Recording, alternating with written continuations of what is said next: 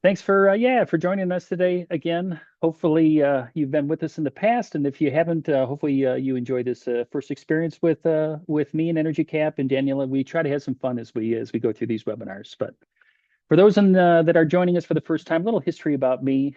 Um, Today's discussion is about audits, and you'll see I have a lot to share because, as you can see here, I've worked with many organizations around the country, and I think I've audited more than it's got to be thousands of buildings. I've been in a lot of different spaces, snooping around and trying to find energy savings opportunities, but worked with a lot of organizations across many different industries. And the theme of all of my work has been about energy conservation. And so the other thing you should know is I work for Energy Cap. And if you're unfamiliar with our platform, it's a software program where we help our clients track their utility data. And we have different tools available to them to disaggregate their data and really unpack it and really understand their buildings for the purposes of energy conservation and ultimately saving money. If you've been with us in the past, you're starting to see the rhythm here where we like to kick off with a poll. And so today's poll was wondering the size of the organization that you're working in. I was looking at the attendee list for today's webinar, and a lot of people, it seems as though, have titles of energy manager, energy analyst. A lot of people that I think are out doing energy audits. And I thought it'd be interesting to see how big these organizations are, the amount of square footage that people are covering. And so if you could respond to the poll, are you in an organization that's a little bit smaller where maybe it's less than 500,000 square feet? Or do you graduate up through the other choices there, all the way up past 5 million square feet?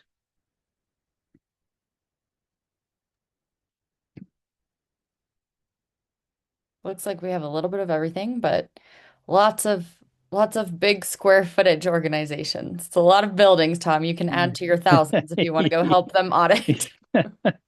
Fair enough. Well, that's good to know.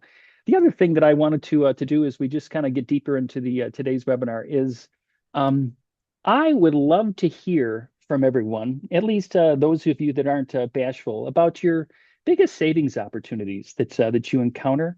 Again, the assumption here is that many of you have been doing some level of building audits, and you might be attending the webinar because you're looking for some tips or some tricks. But I thought it might also be fun for you to share the biggest savings opportunity maybe you find while conducting audits. So you're out in the field and you see this really egregious thing or this crazy thing. And my instincts are for the people that are more seasoned, you've encountered some really crazy stuff. And so I thought it might give you a chance to share some fun stories in the chat, and you could bounce some things back and forth as I go through some of the content for today's webinar. So please feel free to do that. And again, the goal here is just to engage people and give others the opportunity to learn from people besides me. So with that as a backdrop, let me give you a context. What you see on the slide here is you see a roadmap. I, back in December, did a webinar where I talked specifically about this roadmap. I tried to map out a 2-year energy conservation effort or an energy efficiency effort. Maybe it would be described as both, but a roadmap where it was the blueprint or a script that somebody might follow as a way to produce the biggest savings in their buildings. And so Danielle, I think, is going to drop a PDF of this in the chat. So if anybody hasn't seen this and would like a copy of this, you could do this.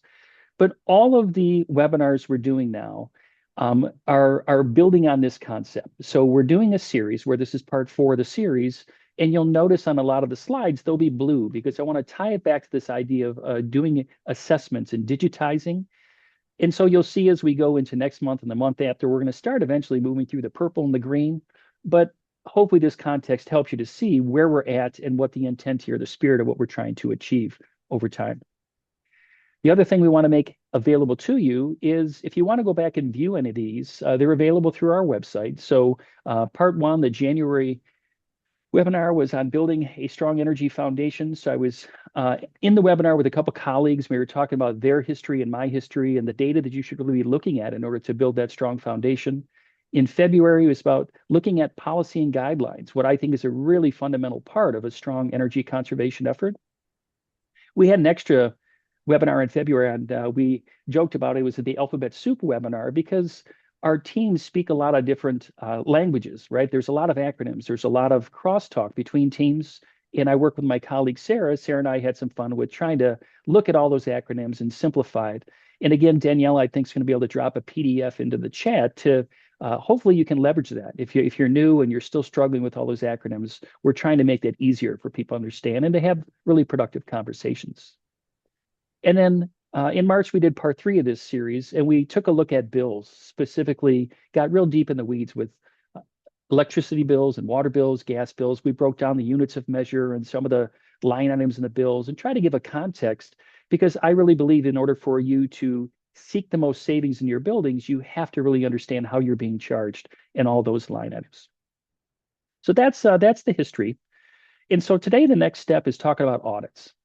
So what I want to do is start with just what is an energy audit? Like what is kind of the goal there? I want to make sure if you're getting out in the field, you have the right safety and the right tools. You're considering those things. I have a free tool I want to share with you today. It's an audit documentation tool, a way to virtually capture some information about your buildings that maybe you haven't seen before. I want to talk briefly about the ASHRAE audit types. And the thrust of today's webinar is this content here with the different phases that I think audits go through. So this, back to the title, the evolution of audits, where I think you go through a honeymoon phase when you're auditing your buildings. Then you really start to make a lot of changes. And then it shifts from making those changes to trying to understand your equipment more so you can make some physical changes where you can make some efficiency improvements by swapping out lighting or mechanical systems and such. And then I just have a quick note at the end talking about virtual audits, I should say. All right, so with that as an agenda, I also wanted to get on the same page with what I think the primary goal is for doing energy management. And I think it's important to state this because I know for some, they get so enthusiastic about saving energy, they lose sight of really what's important. And I think it can be captured with this statement here. I think it's about reducing waste, but you can never compromise the safety of the people and your buildings, your organization. People need to be comfortable. You can't seek so much savings. You create comfort problems for people. You never want to compromise building integrity, and you have to stay focused on the true mission of your organization. So all energy management efforts need to keep this in mind. So anything you do, any audit that you execute in the field, this needs to be the backdrop. Don't compromise safety, comfort, building integrity, and make sure you allow your organization to maintain their mission. So let's talk about what is an energy audit. Just want to read this to you because I think it really encapsulates truly what an energy audit is intended to do. So an energy audit is a systematic inspection and analysis of energy use in a building, home, or industrial facility designed to identify inefficiency, reduce consumption, and lower utility bills. It involves evaluating energy consumption data, conducting on-site inspections, and recommending cost-effective improvements to boost energy efficiency. I really like that because it summarizes, again, keeping your eye on the ball, what you need to stay focused on if you're really going to do this to the best of your ability. Some of the key components that I want to pull out of the definition, it's you have to base a lot of your audits on the utility data. You have to have access to utility bills and you have to really focus on what the utility bills are telling you so you spend your time in the buildings in the right locations. It's about doing inspection and testing and evaluating systems and then ultimately reporting on that. And for many of you on the webinar today, it's going to look a little different because of your organization, your opportunities, but at its core, that's what you need to be doing. And again, the benefits, you're lowering your energy bills. Most people have told me, I've worked with them through the years, that even though the intention with starting this process of doing building audits, it wasn't necessarily about improving comfort. It was a wonderful consequence or a wonderful benefit of what happened. When you go after the energy inefficiencies, it just seems to fix a lot of problems and people end up being more comfortable. Yes, it has the environmental impact. And yes, many times you end up identifying safety improvements at the same time because you're looking in every nook and cranny of your building. And why keep quiet about inefficiencies or things that can improve the operation of your buildings? And that's what surfaces, it seems like, if you do a really good job doing energy audits. So let's get you out in the field, but let's talk about the key things you got to think of first. And where your brain might start is safety. We have to start with safety, right? So depending upon your organization and the type of audit that you want to do, you need to think about the appropriate PPE. Make sure if that's getting a shiny vest, if that's getting a hard hat or steel toe shoes, it really depends upon where you're at and what your intentions are and the people that you are maybe auditing with. But consider that. It's got to be step number one. Make sure you're always safe. Gather the tools you might find helpful. For me, maybe I'm old school. Maybe it's an age thing for me. For me, it was always the clipboard. I like to have a clipboard more so than a tablet, but I know there's a lot of people that prefer to have a tablet as they do their audits, and maybe it's both. I work with a number of people who would carry a clipboard, but they had some type of, I don't know what the right word is, a sling, a purse, a bag to carry the tablet around so that they could make notes or they could do some evaluations of the tablet. Think through all those things. Make sure you have what you need when you're in the field. I always found it helpful for pens and markers and floor plans. I many times would draw pictures. I would use highlighters and I'd draw pictures. I'd use the different colors to represent different things. I'd make legends. And it really allowed me to understand my buildings better because when I was there, I really wanted to get the most out of my time. Don't forget screwdrivers or Allen wrenches, flashlights. If you're given permission by your team to open some things up, you want to make sure you have those things. So plan ahead and maybe throw that in your pocket, or again have a fanny pack if people are still wearing those these days. And I also wanted to introduce another thing. If you haven't seen these before, is it's called a hobo logger, and there's an image of it at the bottom of the screen on the left hand side.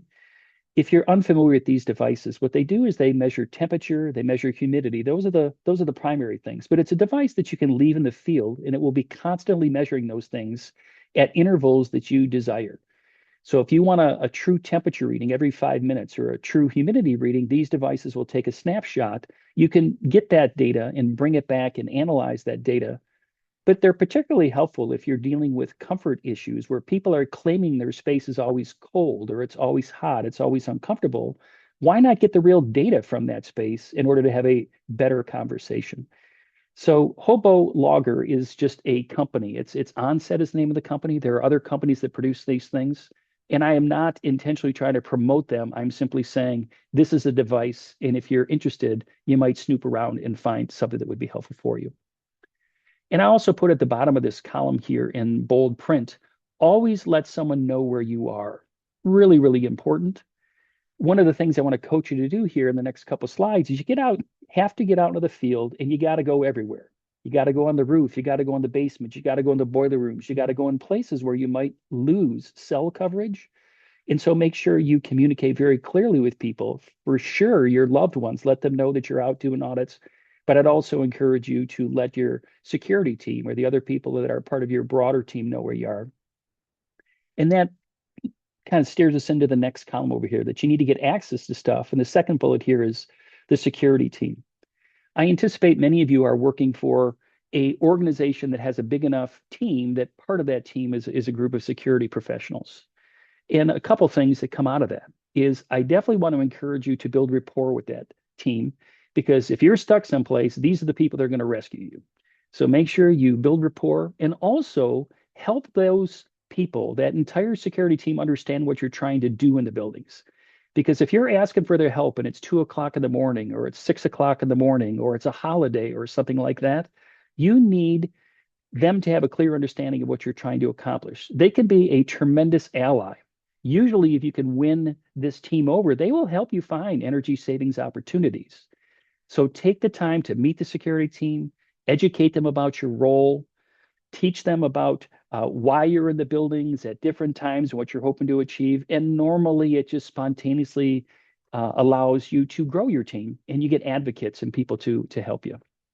So work with security, get the keys and codes, make sure you have emergency phone numbers, and make sure you have access to all spaces on your campuses, mechanical rooms, basement, roof, outbuildings, meters, and the dot, dot, dot. The list just goes on and on. And I would encourage you not to try to do that like out of the box, like right away. What I would say, over time, you'll learn the places you need to be, and all those little nooks and crannies. But just know that set yourself a good tempo, a good pace, get the keys, the codes, get the relationships, so that over time you can get all those places that you really, really want to be. Also, so a couple other places that I wanted to touch on briefly here is kitchens. If you're working in buildings that have kitchens or cafes or kitchen equipment, many times these are a huge source of energy consumption. So you need to get access. But sometimes it's harder to get the keys or access to these spaces because of the potential of theft, or people worry that you might, be in the kitchen and doing something. You got to bridge those issues. You got to talk to the people and negotiate a reasonable compromise.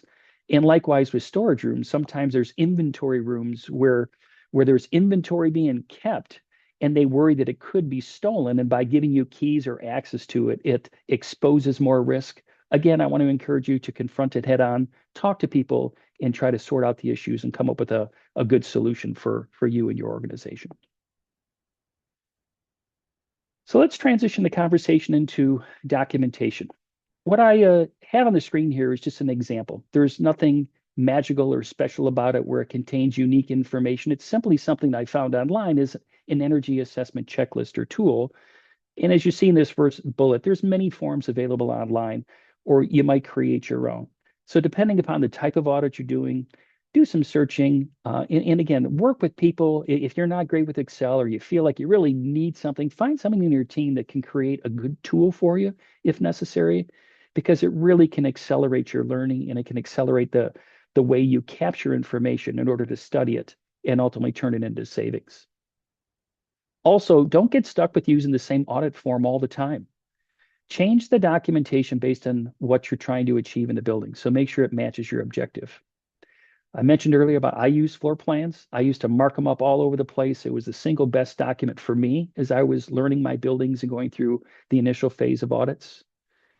And then that provokes the question, now that you're documenting and you're creating these checklists, who do I share them with?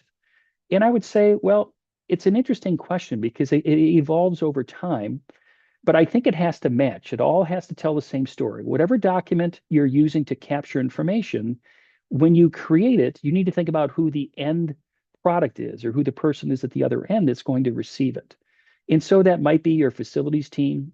It could be a superintendent or a leader of a building. It could be a principal. It could be the manager if you're in an industrial facility that manages the line, somebody that you're trying to collect information to communicate it to. So I know many times these webinars, I'm a little bit vague with some things because it changes really on your industry. You have to translate it into what makes sense. But the real core message, the concept is, yes, share your results and just make sure you're sharing valuable results. And so who should see these results? Again, kind of hit that. It really kind of, it needs to be the people that need to know. So again, it could change depending upon what you're getting and what you're trying to achieve. And then the how often, well, my comment on the how often is it depends upon, once again, where you're at in the audit process, what you're finding, and also what the limitation of time might be for the people that you might be sharing with. You might be working with a team of people that you know that they are really they're willing to help, but they put constraints on how much they're willing to help. They might say, I'm willing to meet with you once a month and give you my time and my attention. If that's what you're limited to, then you have to consider that as you audit and as you share those results, because maybe you're compiling more information. You're not sharing as much minutia because these are decision makers and they're just going to give you 15 minutes a month. So you have to make that time count. But by comparison, if you have people that you can meet with daily or regularly, maybe you want to get them into the weeds and share the results that really are going to make a big difference. And so my coaching is this: consider the tool as the example again shown here on the slide. Get yourself a checklist, create one. Who is it going to? How often are you going to share it? And other things. Consider all the variables in order to make the decision that's going to advance your program the quickest. I mentioned during the kickoff of the webinar here about 20 minutes ago that I wanted to offer you a website, just something that's a free tool that's out there. I found this as I was preparing for today's webinar. It's a free tool through the Department of Energy. And so Danielle, I think, is going to drop a PDF in the chat again here. And so it's got a link here. And if you haven't seen this before, and again, I hadn't either, but I was intrigued by it, so I played around with it. It affords you the ability to do audits in your facilities. So again, create other documentation, bring it back. But this tool allows you to enter information about your facilities. So square footage, the type of insulation, the type of lighting, mechanical systems, chillers, boilers, air handling units. So it steers you towards collecting all that information and you put it into this tool. And what it does then is it gives you a quick virtual representation of your building and it gives you an assessment. And what you might see in this fictitious building that I made up to learn about this tool, in green in the middle of this slide, where it says estimated annual site energy savings, I made up some information, put it in the tool, ran the analysis, and for this particular situation, it's saying if I can squeeze things a little bit tighter, I've got the chance of saving 3.5% on my utility bills based on the average. So it's pulling, I believe it's Energy Star data behind the scenes. So it's looking at normalized EUI metrics, and it's simply saying with your building the way you describe it, this is what we project as a savings opportunity. And so I thought it was kind of cool. And again, if I was still in the field supporting clients every single day, I'd really want to play around with this. And so I offer this to you. And please, if you use it and you like it, let me know because I'd love to get some feedback on this particular tool. Okay, so continuing the conversation about audits, let's talk about ASHRAE audits. So ASHRAE audits is a trying to think of the best way to frame this. It's a structured way of looking at audits that falls into these categories that are defined. And it's my personality that I don't necessarily need as much structure as what ASHRAE is trying to create here. I just kind of talk about audits in general. And for me, it's just get out there and get the job done. But you should also know about what's out there in the industry. And these are referred to many times in writing. And so I just wanted to take you through what ASHRAE say is a level one, a level two, and a level three audit. So a level one audit is what they consider a walkthrough survey. And if you notice the bold print at the bottom, the goal of these is to find, identify, and capture immediate savings. So it's looking for the big stuff. So you're trying to identify the low-hanging fruit. And many times this is where people start their processes. They do level one audits. And that's actually what I'm going to encourage as well. Just get out there and just start looking at stuff and documenting stuff. Eventually, those level one audits, though, graduate into what they refer to as a level two audit. And now, again, more language that's used in the industry is it's a commercial grade audit. So now what you're doing is you're getting out, you're studying your buildings, yes, but you're also looking at detailed energy breakdowns.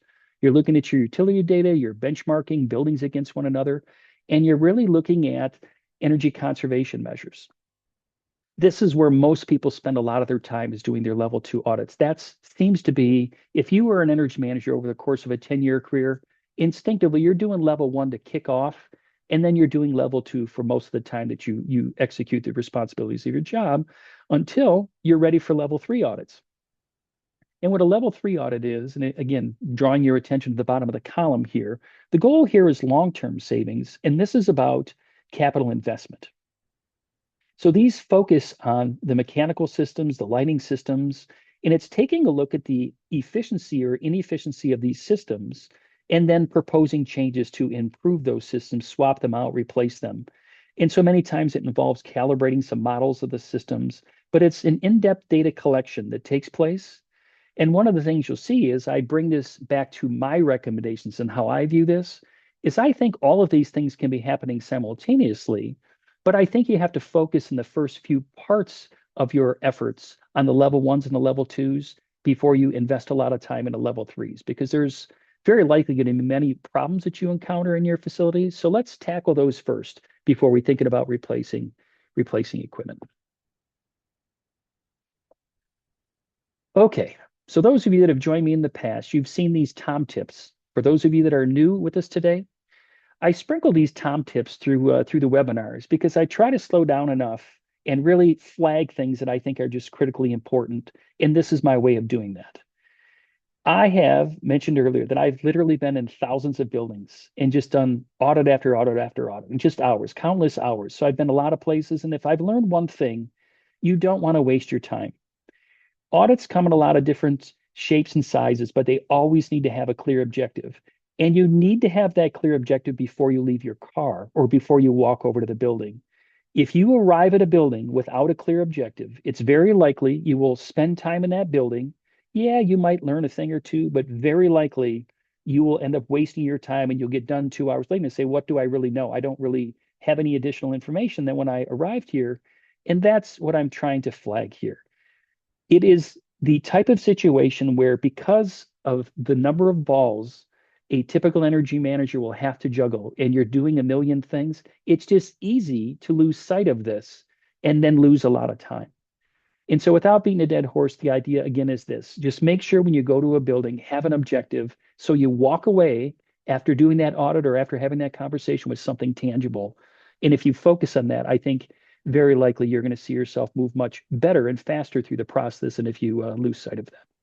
Hey, Tom, just a quick question on that. Could you just for, recording's sake and for some of the audience that maybe isn't familiar with audits as you are, what would be an example of an objective?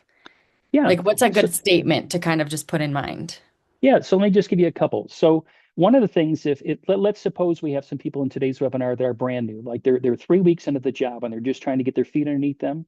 What an objective would be for a building audit would be to go to a building and simply just meet the key people in the building that run the building. So that might be the custodial staff, it might be a building operator who runs a building automation system. There might be a principal or a leader or a manager, whatever their title might be. And no, is there energy information that's captured during that discussion? No. But is there an objective? Absolutely, because all of those people are going to be critical to your success moving forward. And so that would be the objective. Whereas now, let's say you have somebody who's significantly more experienced and they've begun to change the way they run the building. So they want to now change the occupied temperature during the winter of rather than 72 for heating, they want to change it to 70. So they've worked behind the scenes, they've lowered the temperature.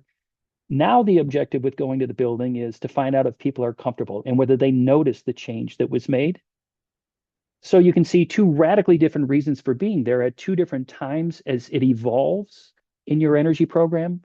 And there's just a million more examples just like that. But it's before you leave your car, before you leave your office, you know what you're going there for. So you can walk away with something tangible.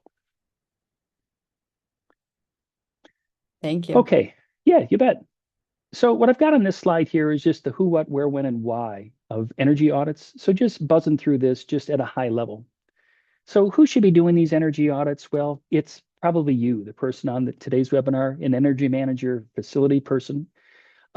Yeah, take leadership though. Don't think that you are the only person that could or should be doing audits. That's part of the charm of being an energy manager is you got to win support from a lot of people. Invite people along. So what are you doing there? Well, you're trying to find opportunities and patterns and temperature variations, lighting issues, unexplained sounds. You just need to be very observant. So where are you going? Well, you're doing mechanical rooms and occupied spaces, the roof, and pretty much everywhere. I would not suggest you not try to go everywhere. You might learn that some places are unsafe. Yeah, don't go there. But you got to go everywhere. Get different perspectives, and boy, you just learn so many things about it. So when are you going? Well, occupied time, day, night, mornings, evenings, holidays. You really need to plan it out. Again, when you leave your car with an objective at 4 o'clock in the morning because you're going to a building, that objective that day might be about finding out if mechanical systems have turned on, where you've scheduled them not to turn on until 5 o'clock in the morning, and you're there at 4 o'clock in the morning, and your purpose there is to confirm the systems are truly off the way they're supposed to be. So why are you there? Well, you're making observations, you're meeting staff, you're building your presence, and you're also defining your future objectives. You're trying to figure out where 3 months from now, and even 3 years from now, the things that might be on your radar, because you know this is a long process. And how many? Well, I think this changes over time, but initially, again, if you're one of the newbies, I think it's got to be dozens and dozens and dozens, even more than 50% of your time.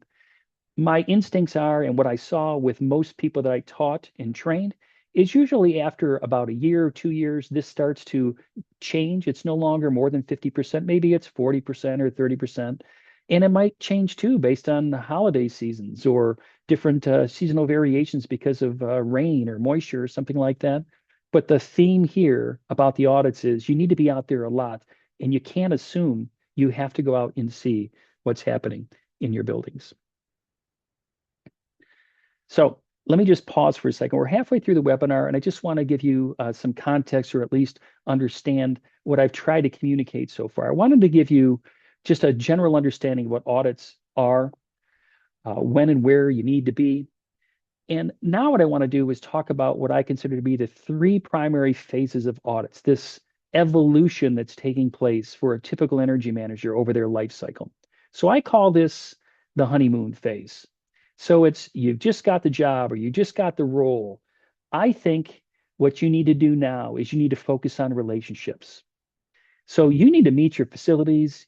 team, your executives, your influencers, you need to be out in the buildings and really you need to be spending at least part of your time focusing on those relationships and not the mechanical systems. You need to confirm you have access to important areas. Back to this idea of working with security and getting keys and codes and access. You just need to make sure that you identify where you need to be. And if you can't get there, double back, try to get the keys and the codes, get out there and try it, confirm it. At some reasonable time after you start, let's just say 6 weeks, you need to have access to everything in your organization. So give yourself time to figure it out, but confirm that you can do that because it might not be the priority tomorrow. But when it is a priority, you need to be able to get in there. Take the time to find all your meters, your electrical, gas, water meters, anything utility related that you need to know, find it. Invite others to walk along with you. Again, mentioned that already. You need to recognize the more people you can pull into this process, the better off you're going to be down the road. This is a critical one, this next one, confirm occupancy patterns. One of the things that I've seen in my life cycle is the biggest opportunity for most organizations to save is matching HVAC schedules with occupancy. The reason they don't match is because there isn't good documentation or there isn't good communication about where the occupants are and when are they there. And so one of the things you need to do early on is confirm these occupancy patterns to make sure that people are where they say they're going to be and the times match with what you anticipate. Because if you find discrepancies here, it's a great way to see immediate savings. While you're there, make sure you're observing temperatures. If it's hot and cold, talk to different people. Just ask them about their spaces. You need to know that and know if you have buildings that are struggling to be comfortable, because the way you manage them in the future might be different than if you have a building that's just humming along and everybody's content and happy. And also keep your eye open for systems that might be heating and cooling simultaneously. It's would never be planned to do that, right? You never want to heat and simultaneously be cooling. Yes, that might be happening around a building where one part is being heated and one part is being cooled, but within the same space, that just doesn't make a lot of energy sense.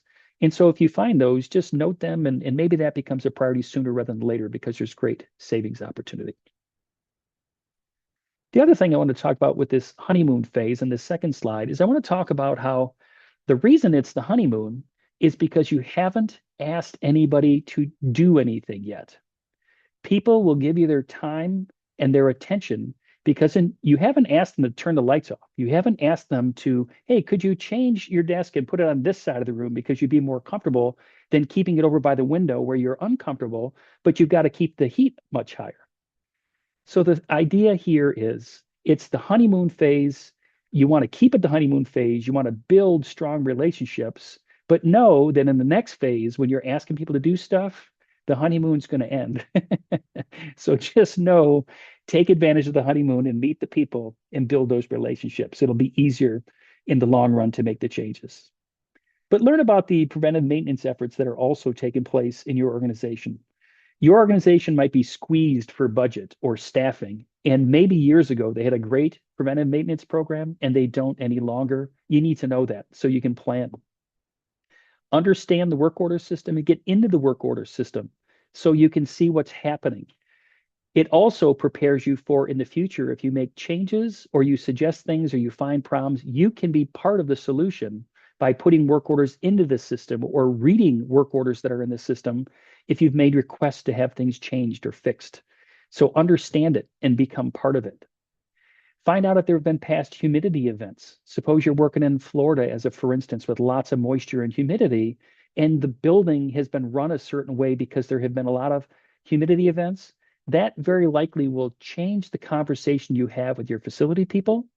So understand the history. So when you have those meetings and those discussions, you don't look like you're behind. You've done your homework in order to have more productive conversations.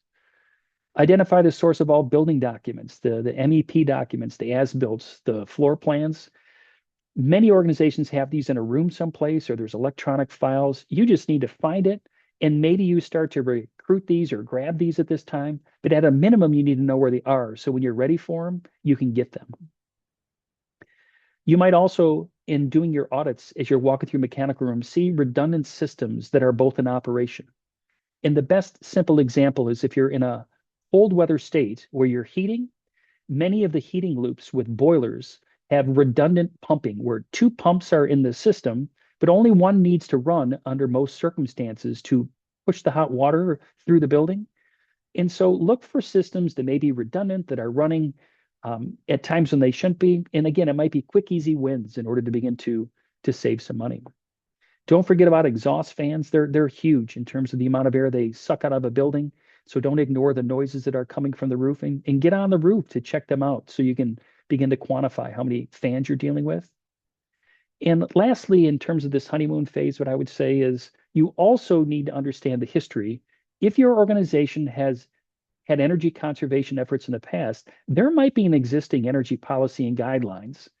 And so if maybe there was an effort 5 years ago to do better with energy efficiency and energy conservation, and then it stalled, and now you were the person that's trying to lead them again, understand what the history is and see if there's some documentation you might be able to tap into in order to move things forward even faster. Another Tom tip for you here, something else that I've run into that I think is just really, really important. And this is one of the things that might be fun for you to share in the chat if you haven't had a chance to share an idea here. But I think it's really important when you're early in your energy effort to try to build trust and credibility. And I think the easiest way to do that is to try to identify an early win, like a significant billing mistake or a building that's running 24/7 or helping solve a comfort problem that's been a nagging problem. When you start a new job or you're new to a team and people are just not sure of your motivation and how are they going to fit into the team, the best way to overcome that, in my opinion, is to do something to make an impact as soon as possible. And then as an energy manager, it's these things fall into that umbrella. If you can recover $10,000 because of a billing mistake. You found something, immediately it's going to be on people's radar and you will move into people's good graces because you're making a contribution. So you can't make this happen, but you can be aware of this. And if you do find something, and this is my coaching to you, if you find something, find a way to communicate it and broadcast it a little bit because it will help with your trust and your credibility within the organization. I've got a series of slides here that I want to go through that are images that I took in the field. I just want to talk you through. And so the theme here is in this honeymoon phase that we've been talking about, what I would be looking at if I'm in the buildings. What you see on your screen here are three different thermostats. Similar to other comments I've made, I'm not biased for Johnson Controls or Cypress or Trane. It's more just random thermostats that I found. But this is the idea.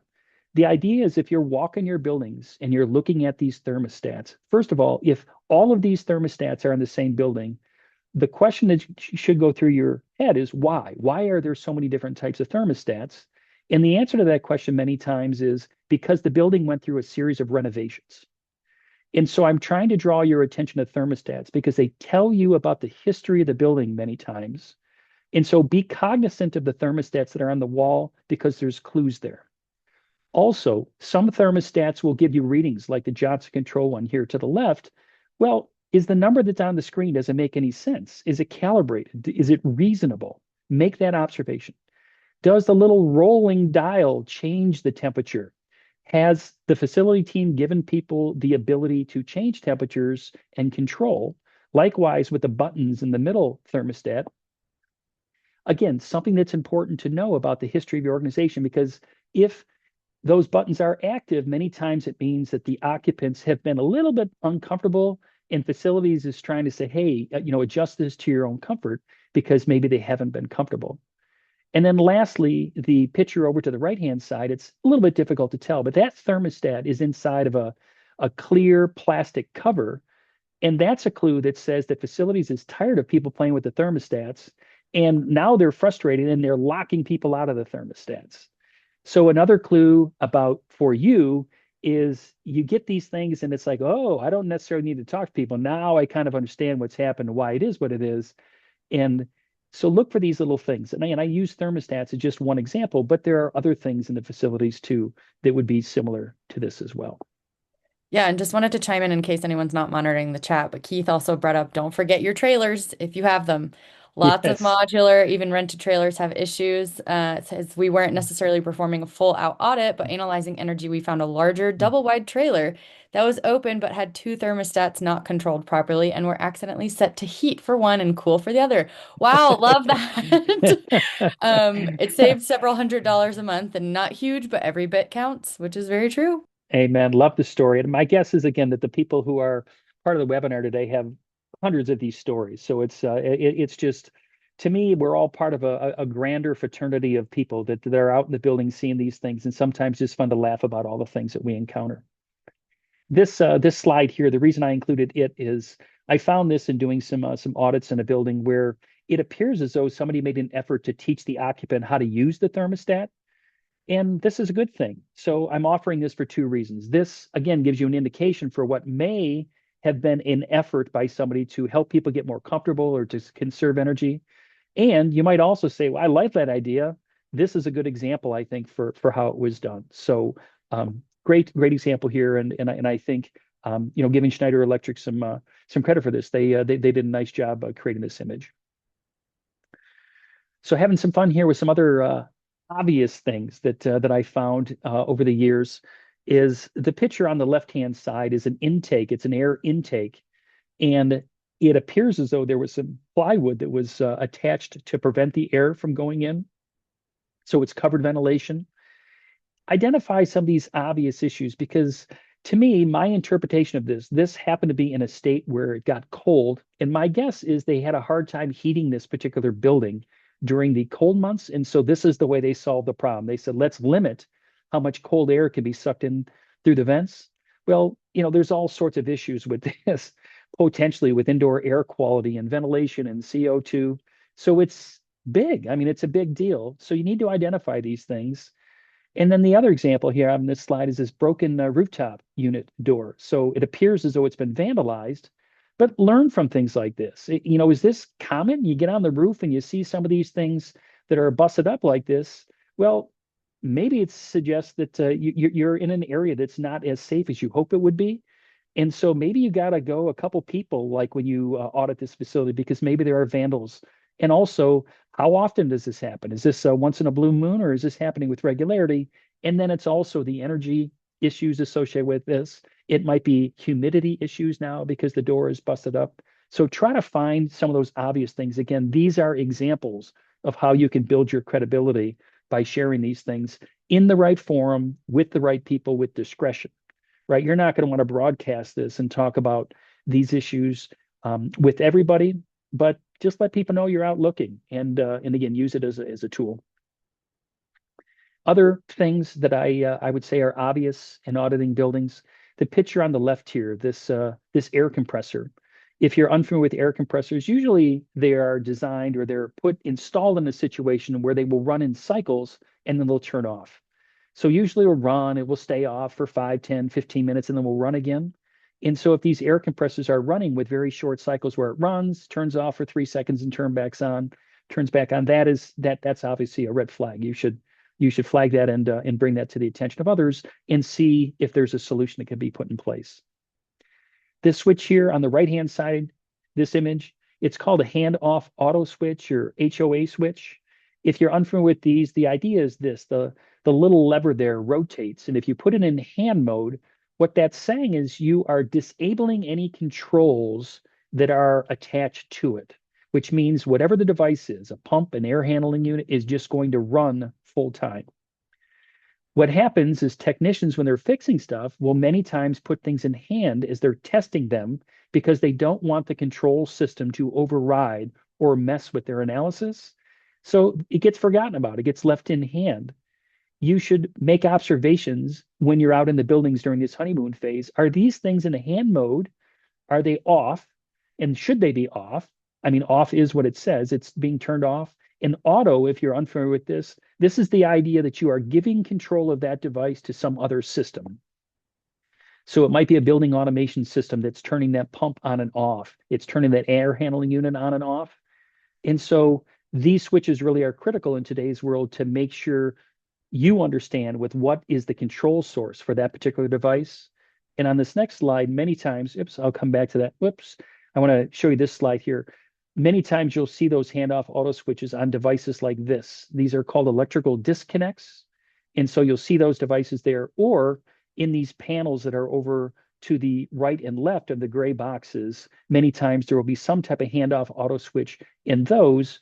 But back to this idea of getting access, you need to get the keys and you need to make sure people are comfortable with you going in there, and you need to feel comfortable and safe, because that's where some of the things that you want to learn is when you're in the field. Just doubling back to these other pictures here. So these are air filters. Another thing that I would suggest during this honeymoon phase is check out your air filters. Again, if they're all dirty, that says something very likely about the amount of time the team has in order to replace air filters. Are they of better quality? What MERV rating do they have? Are they dated? Many organizations I've seen, they date the filters when they're installed so that you can track and understand how many weeks, months, or years go by before the filter is switched. So again, don't do anything you're uncomfortable with. Make sure you get the training that's appropriate, but you should be opening up some doors and looking at these filters to get a feel for their condition and ultimately what the regimen is for swapping them out. I included this picture here because I want to talk a little bit about moisture issues.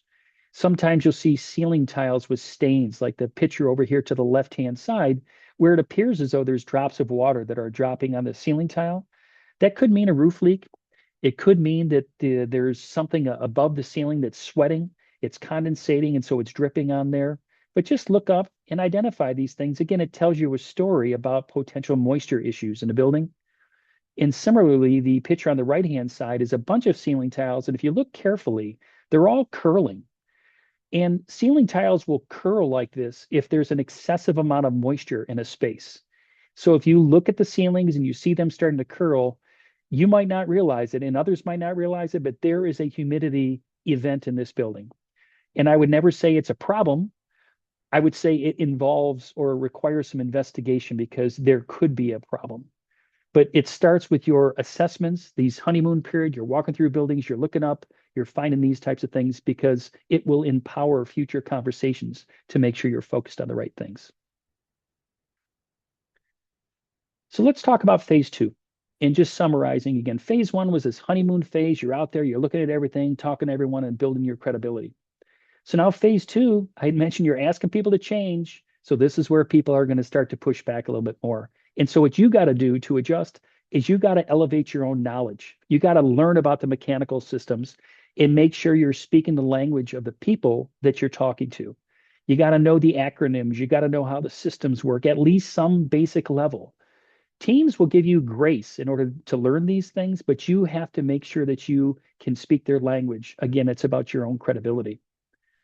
During this phase, you want to make sure you get access to the building automation system so you can see, in addition to what you're seeing in the field, you want to see it behind a computer screen for how things are being controlled.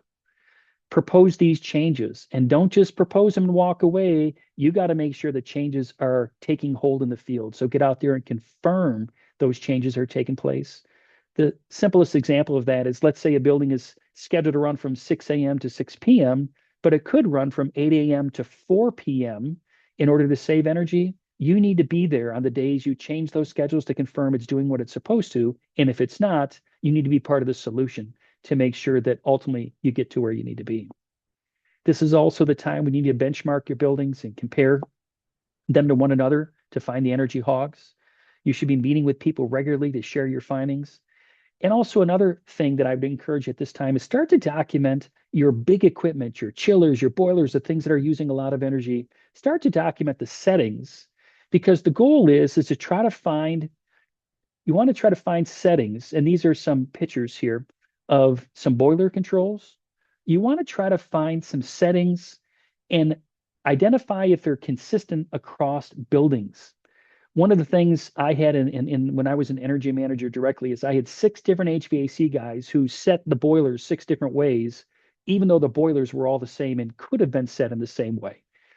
So my suggestion here is look at the controls. Again, safely identify the things that you can document by either taking pictures or writing down and charting out. But the intent here is to try to expose inconsistencies, because that's hard to defend when you have these people in the same room and they're talking about, hey, we're doing the best we can. To me, yes, there are times when things need to be different, but there should be a consistent approach the facility uses to manage their equipment. And by exposing the inconsistencies, many times you can get people to talk about some problems and some opportunities. Let me just back up. I skipped over a couple slides here. I just want to make sure that I hit.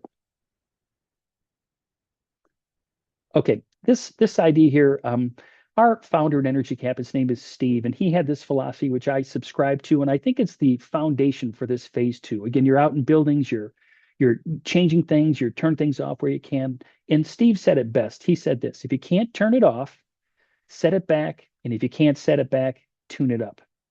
And so during this phase, again, those are the words to live by. Your goal should be, whenever possible, to turn things off because you can't save any more money than that. I mean, it is off. You're using no energy. But if you can't turn it off, set it back, change the temperatures, adjust it in some way. And ultimately, if you struggle to do that, or that's for that piece of equipment, that's its limitations, and then you move on to the next thing, you gotta tune things up as well. You gotta take stuff that's running inefficiently and tune it up so that you can get um, the maximum amount of benefit from that machine.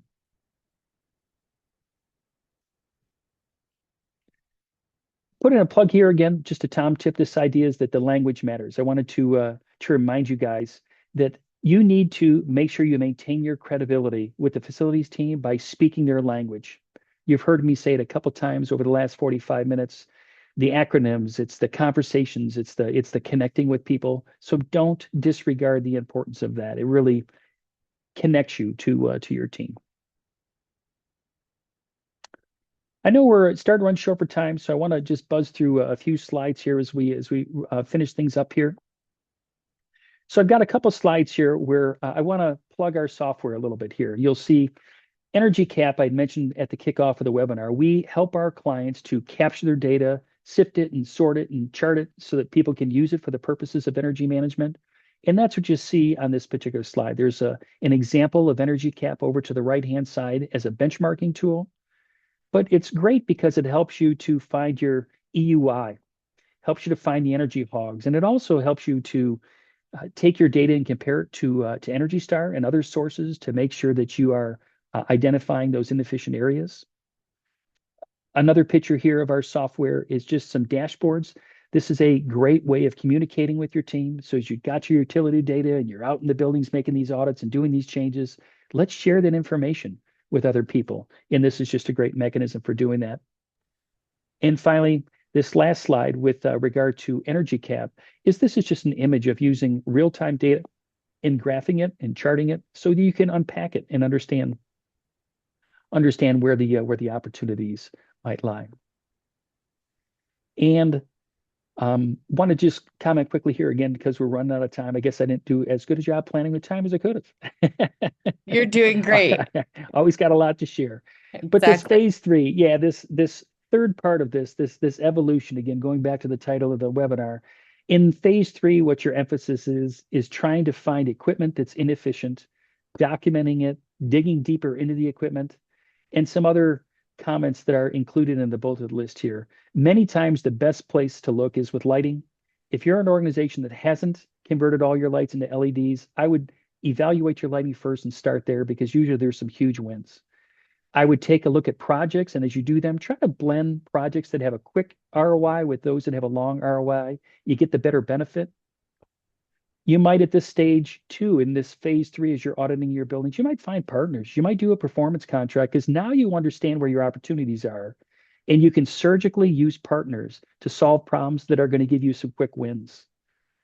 Make sure you're understanding your equipment and their life cycles. How old is this stuff? Is it 20 years old and it has a life cycle of 15 where you're living on borrowed time?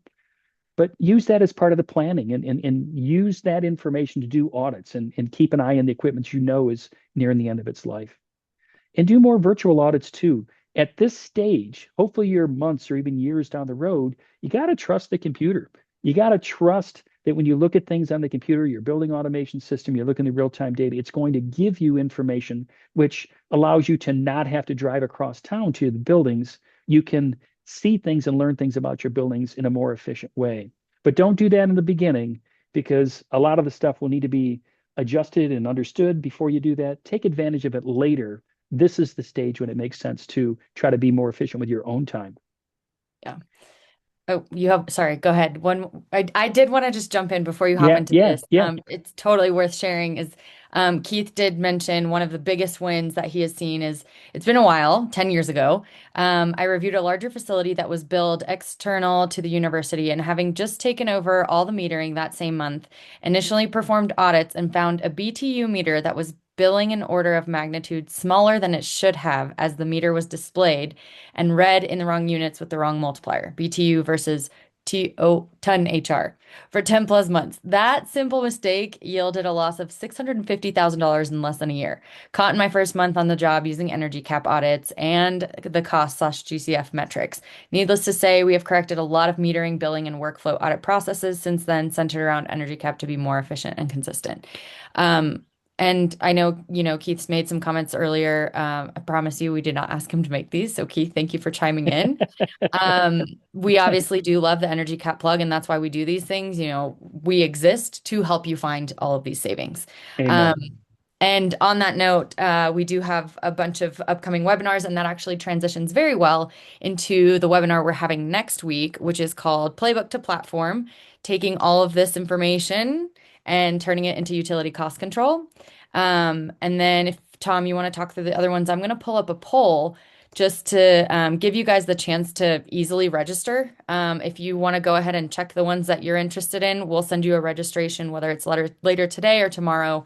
And you guys will just have those Zoom invites on your calendar for these future dates. Yeah. So Daniela, piggybacking in that, so the end of the month, April 28th, I'm partnering with Melanie Stewart, and we want to talk about Earth Day is the week before. And the theme of this webinar on April 28th is the idea, okay, Earth Day happened, people have awareness, but now what? What are we going to do? How do we turn that into actionable savings? So Melanie and I want to unpack some real world examples of how people have saved and the possibilities that are out there. In May, early May, we return back to this series. And so what I want to focus on in the next part of the series is HVAC basics. So I want to make sure that everybody's singing the same song and has the same language, the same acronyms. What's an air handling unit? What's a unit ventilator? What's a chiller really? Like there's different types of chillers and yada, yada, yada. And then in June, what I want to do is I want to talk about building automation. I want to help people better understand when they are looking at their building automation systems, what are they really looking at and where are the opportunities typically found?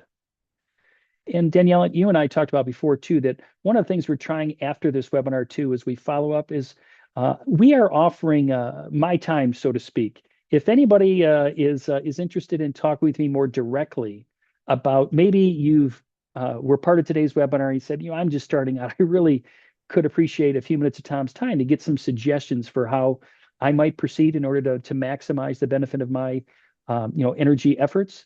And so in the email that comes out, there will be a link in there for you to get a little bit of time on my calendar, and I'm happy to help. Hopefully it comes through in the way I present. I get excited about this, and I genuinely just want to try to teach and help others achieve their goals. So if that's helpful to you, please don't hesitate to reach out to me, and I'm happy to do the best I can. Yeah. And it does not look like we have any questions, but one last plug in the last 30 seconds. Similar to Tom offering his time, we do have Eco Champions, which is our community of people like you that come in and talk about different things. We have discussion channels, we've got workshops. We're always looking for workshop topics. So if there are things that you want to get together and talk to with Tom and a group of other peers, we're always looking for those. So let Tom know, let myself know, whatever it is, and we can always set those up. And it's nice because it creates a forum where you all can get together and share ideas, share complaints, do whatever it is that you need to do. So with that, we are at the hour. Tom, you did it. Good job. Perfect. You covered all the things. Um, Close. yeah, that's true. But we hope everyone has a great day and looks like we'll be seeing many of you on the future webinars. So thank you for being here. Thank you. Everybody have a great day. Thanks for joining us. Appreciate it. Bye.